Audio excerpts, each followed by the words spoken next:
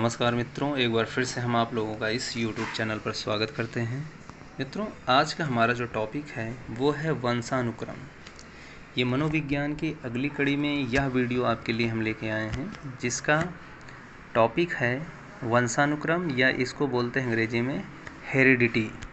Heredity मतलब वंशानुक्रम होता है या जन्मजात होता है। ठीक है, तो आइए आज का हम टॉपिक कवर करते हैं। और कवर करने से पहले अगर वीडियो को पहली बार आप वॉच कर रहे हैं तो आप चैनल को सब्सक्राइब कर लीजिए, बेल आइकन को प्रेस कर दीजिए।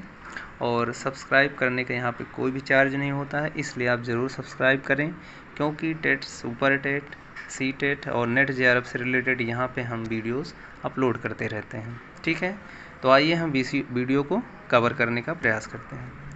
तो जैसे कि वंशानुक्रम क्या होता है, इसके बारे में हम लोग पहले से भी अवधारणा बनी होती है कि वंशानुक्रम पीढ़ी दर पीढ़ी जो है एक गुण होता है, एक भाग होता है। तो उसी को आइए देखते हैं कि किस तरीके से हम लोग इसको परिभाषित कर सकते हैं। तो जैसे कि यहाँ पे लिखा हुआ है, प्रत्येक जीवधारी अपने पूर्वजों से अनेक शारीरिक, मानसिक तथा व्यवहार संबंधी गुणों को विरासत में प्राप्त करता है और पूर्वजों के द्वारा हस्तांतरित किए गए गुणों के मिश्रित समूह को ही वंशानुक्रम कहा जाता है।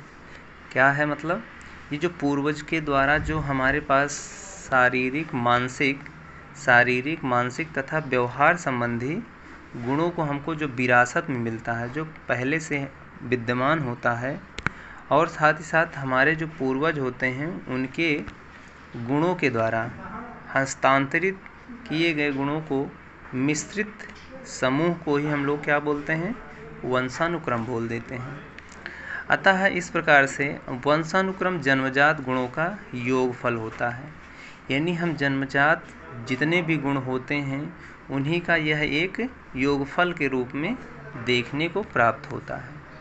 तो यानी कहने का मतलब है कि जो माता पिता के अंदर जो भी गुण या जो भी कैरेक्टरिस्टिक विद्यमान होते हैं, वही गुण और कैरेक्टरिस्टिक जीन के माध्यम से वह बच्चे या नवजात शिशु में भी प्रवेश हो जाता है। इसी प्रक्रिया को हम लोग वंशानुक्रम बोलते हैं। और इसी के आगे हम थोड़ा सा बढ़ने का प्रयास करेंगे। तो यहाँ पे अब हम लोग देखेंगे कि कुछ मनोवैज्ञानिकों ने किस प्रकार से वंशानुक्रम को परिभाषित करने का प्रयास किया है। तो जिसमें सबसे पहले आप देख रहे हैं वुडवर्थ के अनुसार, वुडवर्थ साहब ने किस प्रकार से वंशानुक्रम को परिभाषित किया है। वंशानुक्रम में वे सभी बातें समाहित होती हैं जो जीवन का प्रारंभ करते समय, जन्म के समय नहीं वरन जन्म से लेकर 9 माह पूर्व गर्भधान के समय व्यक्ति में उपस्थित होते हैं। कहने का मतलब है कि वुडवर्थ बताते हैं कि वंशानुक्रम में वो सभी बातें समाहित होती हैं जो जीवन का प्रारंभ करते समय, जन्म के समय नहीं, मतलब जब हम पैदा हो जाते हैं उसके समय ही नहीं, उसके पहले, यानी जब हम गर्भ में होते हैं 9 माह, जन्म से लेकर 9 माह जब हम गर्भधान में होते हैं, उस समय व्यक्ति में उपस्थित जितने भी गुण होते हैं वही हमारे क्या हो जाते हैं, वंशानुक्रम हो जाते हैं। इसी चीज़ को जेम्स ड्रेवर साहब ने किस तरीके से परिभाषित किया है, आइए उसको देख लेते हैं।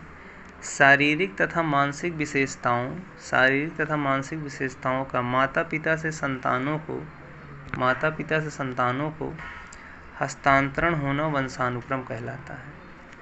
यानी माता पिता से जो भी शारीरिक, मानसिक जो गुण हैं वो हस्तांतरित होते हैं, तो वही हमारे पास क्या हो जाता है, वंशानुक्रम हो जाता है। इसी चीज़ को डगलस तथा हॉलैंड ने किस तरीके से डिफाइन किया है। किसी व्यक्ति में वंशानुक्रम में वे सभी संरचनाएं, शारीरिक विशेषताएं, क्रियाएं तथा क्षमताएं, सभी संरचनाएं, शारीरिक विशेषताएं, क्रियाएं तथा क्षमताएं सम्मिलित होती हैं जिन्हें वह माता पिता या अन्य पूर्वजों अथवा प्रजाति से ग्रहण करता है।